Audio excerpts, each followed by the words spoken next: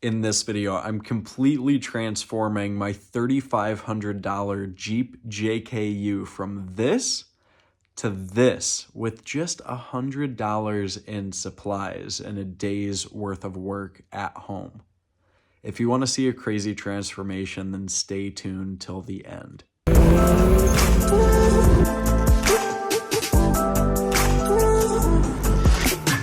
It is the next day and we are working on the interior of this thing. Now, I know that I've shown off this gorgeous interior a couple times, but since removing the top out of the back, I finally get to show you what we got going on back here. So tons of debris and mold and crap, but check this out.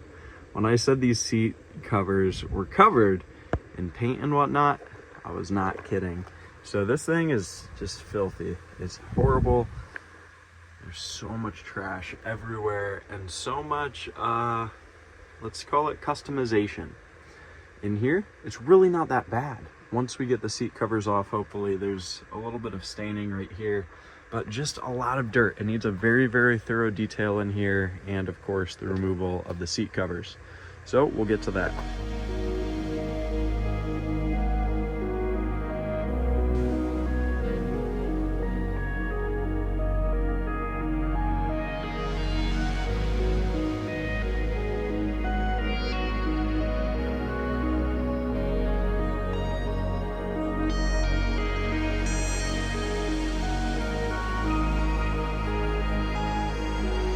All right, after a quick vacuum, it didn't take too long. The seats are ready to come up. This is so much cleaner. I don't want to just flop the seats up and not get the crevices and cracks in the base. Even if nobody's going to test it, I just want to know that it's clean.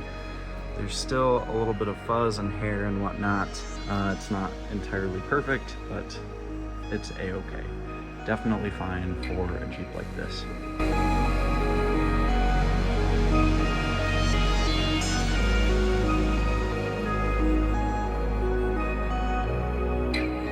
And now for the best part, the moment that you've been waiting for. What is in these back seats? And I'm here to tell you, it's not that pretty.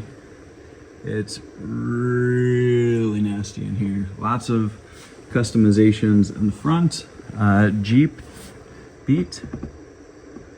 I don't even know what that says. Jeep Girl. Jeep something. They love their Jeep here. And then that's Brooklyn still. We got tons of crap down here on the floors. It is just so roached and nasty. Oh, so bad.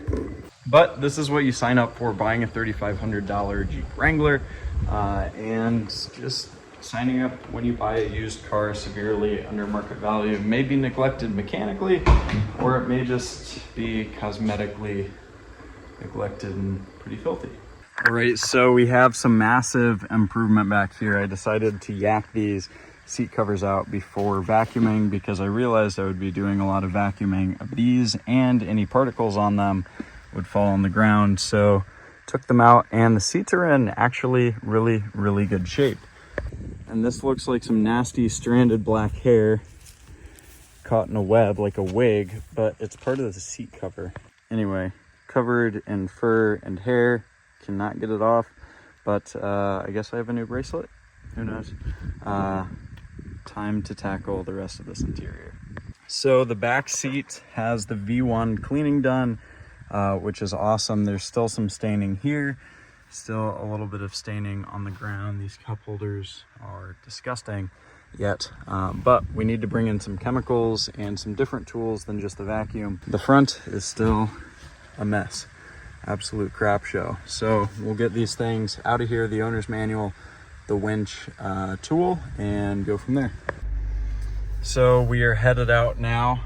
Oh, we gotta drop that e-brake. I pulled it up when I was detailing. We have, of course, the flashing lights, and we have the cleaning supplies right here, the gimbal to film, my wallet, the pods, of course, to make it a little bit better, and we are headed to the car wash now that this thing is cleaner and de-stickered. Just made it to the car wash. This thing is so filthy. It needs so much love that I'm gonna open all of the doors, the rear hatch. Luckily, the engine bay is really clean. I don't like the Dodge Jeep Chrysler electronics, so I probably won't spray the bay, but we have some work to do down here on the hood. This is so nasty. We got to spray off everything that we worked on yesterday on these bars and boards. There is so much gunk. So I'll probably do a couple cycles on the machine. We have plenty of high-powered chemicals right in here that can blast the grease off, but I will set up the camera and we'll get rolling. This is nuts. Oh my gosh. Having the stickers off here cleaned up with the rubbing compound, you can see the paint looks a little bit different. But just seeing this thing as clean as it is bonkers. I didn't spend too much time on the wheels and tires because I'll be swapping those over, so those are still a little rough. But all of the mold and mildew is gone. The thing that I'm the most stoked about, maybe I missed a spot right here, I can, I guess, hit that later. The thing that I'm most stoked about and spent the most time on by far is this winch and front bumper. Oh my gosh, this thing was covered in green. You couldn't even see that it was Smitty built, and this is awesome. Like, it is so much better. Just checking this thing out of the gate, nuts. So we're back from the car wash. I got the polisher out here, a little dingy, dirty, whatever. You can see this paint still isn't popping in the way that it could be. I want to go over everything first to see, like, can I get this stuff out? If I can get this stuff out, then I don't have to paint. If I can get this stuff out, then I don't have to paint, but I don't think I'll be able to get this stuff out. Anyway, I want to buff this thing just so it looks good, and we'll get to it.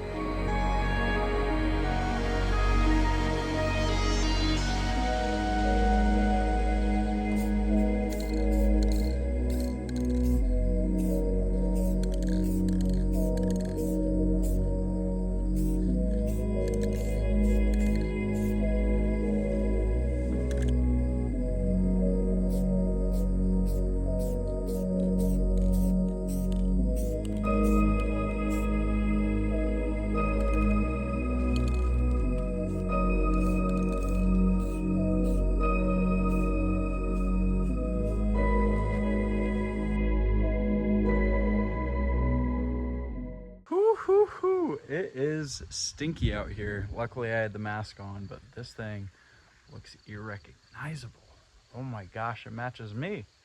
We got the black hoodie, we got the white little accent with the Sparko, got the black Jeep with the white accents on the headlights, badge, and wheels. But look at how good this thing looks. Oh my gosh, the hard work paid off. I was definitely not on the film vibe, so to speak, just trying to bang this out as fast and rapidly as possible. But man, oh man, is this worth it. This thing looks so good. It cleaned up incredibly well. I'm really happy with the result. We still have to do this little bit of body work over here once everything dries, but underneath looks clean now. Man, as you can see by the hazmat in the yard, we have all the old seats, the dustpan that I used to mask, a little bit of spray foam for over there, and 2 pro-grade truck beds. I think these are like 20 a pop, and then one of these and a tiny bit of that one just to get everything finished, but about 50 bucks right there in truck bed coating to absolutely transform how this thing looks. Nuts, absolutely nuts. I'm just taking it in. I can get pictures of this thing. I could get it listed and sold for 10 grand today, but we have more. So this is V1. I'm gonna let everything dry, cure, etc., and then finish off that body work, move into cleaning the stains out of this interior because it's still a little bit gross. But this whole body situation has come a heck of a long way from where it was before. So that wraps up the OEM renovation, restoration of this Jeep. It turned out awesome, all for under $100 with supplies that you could buy at Walmart, Lowe's, Menards, Home Depot, wherever, Amazon of course as well. Truck bed coating and a really thorough car wash and vacuum is all it really took to transform this Jeep. As the old adage goes, less is more, and that really held true, especially for the seat covers in this thing. Now, if you've been following along with the channel for a while, you know that my goal is to buy things that I like, make them better, enhance the value, drive them, enjoy them, but ultimately flip them. So I got a few listing photos. I'll drop them right here so you can see, and I'm sure that this Jeep, as it sat, could have sold for 10 grand, netting us about $6,000 for just a day of work, looking at comps on the market and whatnot. Now, my plan and intention is to go a completely separate route, but I thought this would be a cool first sort of V1 transformation for the Jeep. In the next video of the series, I'll be completely overhauling the Jeep, not in an OEM way, but in an entirely modified way. We're doing big wide fender flares, huge aftermarket tires and spacers, and a whole bunch of little auxiliary accessories. If you want to stay tuned and see how it turns out in the end, I'll give you a sneak preview right here. Then be sure to subscribe to the channel to stay up to date with this build specifically, as well as future builds and projects. And most importantly, if you're interested in learning how to find deals just like these, learn what to do to add value to them so that you can drive your next vehicle, your dream vehicle, for free or even profitably, hit the link down below. Check out automotivemoney.com and I'll teach you everything that I know on how to do this. With that in mind, if you liked the video, drop a like, subscribe to stay up to date, and I'll see you on the next one. Peace.